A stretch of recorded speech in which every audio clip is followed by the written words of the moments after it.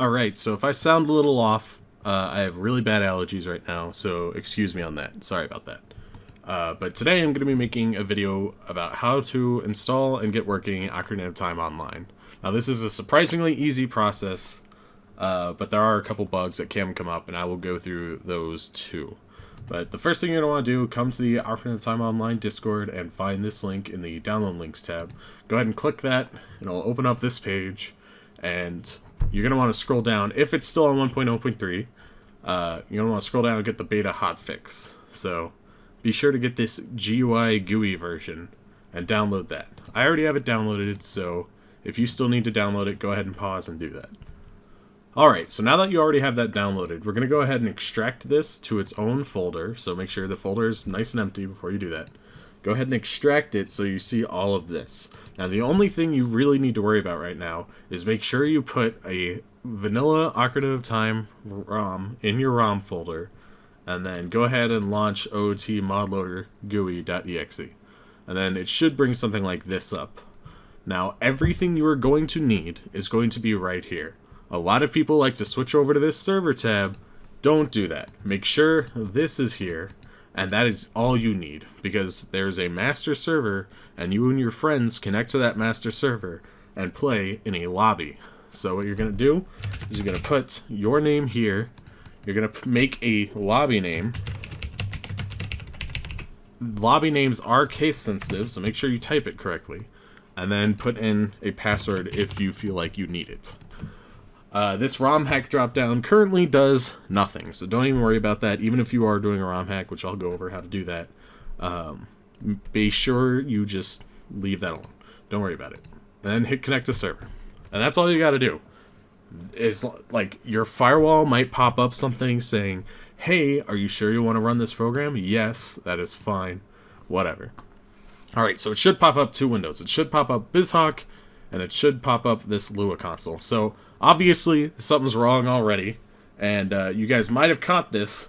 If it says something about RDRAM up here at the beginning, unable to find domain RDRAM, that is because I didn't actually put a game in the ROM folder. So I'm going to go do that, and I'll come back to you and launch it again. Alright, so now I have a ROM in my ROM folder. I'm going to go ahead and launch OT GUI again, and I'm going to get this error. This error comes up if you forgot to close the other instance of the mod loader. Every time you do something and it messes up, be sure to close the entire mod loader. So I'm going to close that, I'm going to close that, and then we're going to open it up again as the only instance of the mod loader. So there's a second issue.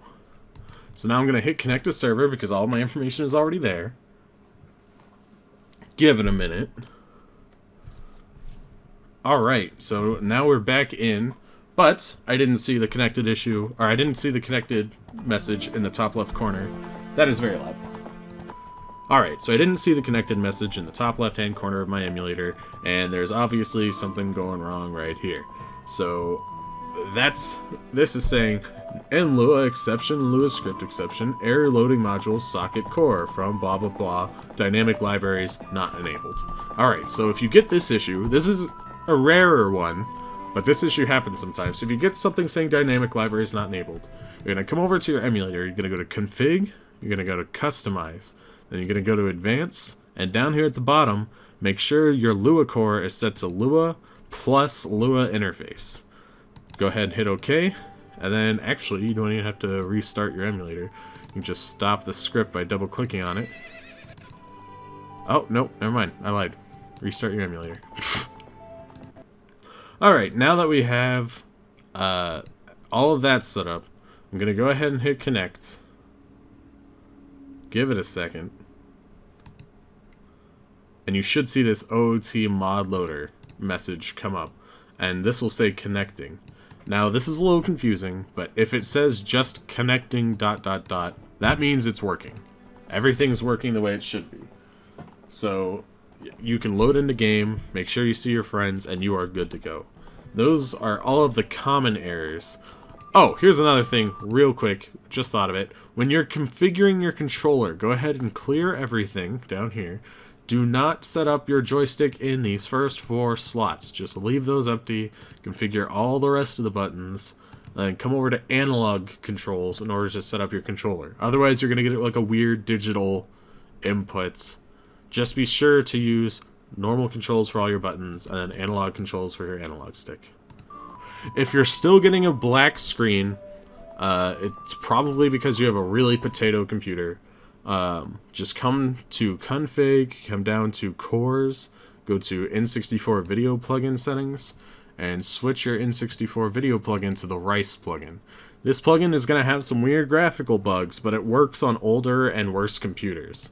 So go ahead and hit save there, and then you're going to have to reboot core. Once you've done that, you can already see this looks shaded a little different. And this is like weird delta blending, but other than that, it's the game. It should work, and you should be good to go. Oh boy, the Rice plugin is bad. Another thing I forgot to mention, if you still can't see your friends after everything else by this point, be sure to come to your ootmodloaderconfig.json and check it and make sure this is master is set to false, because otherwise it's going to try and host the server from your computer. That should be the last bit of information. That's about all I got for you guys anyway. This is probably going to be remade within the next couple of days because 1.0.4 or possibly 1.1 is going to drop very soon here. And I'm sure that'll come with its own host of issues. So, but until then, here you go. This is how you set up Ocarina of Time online. Play with your friends. Lots of fun. Been playing it way more than I should. And yeah, that's about it. So until next time, everybody, Zamatrix is signing out.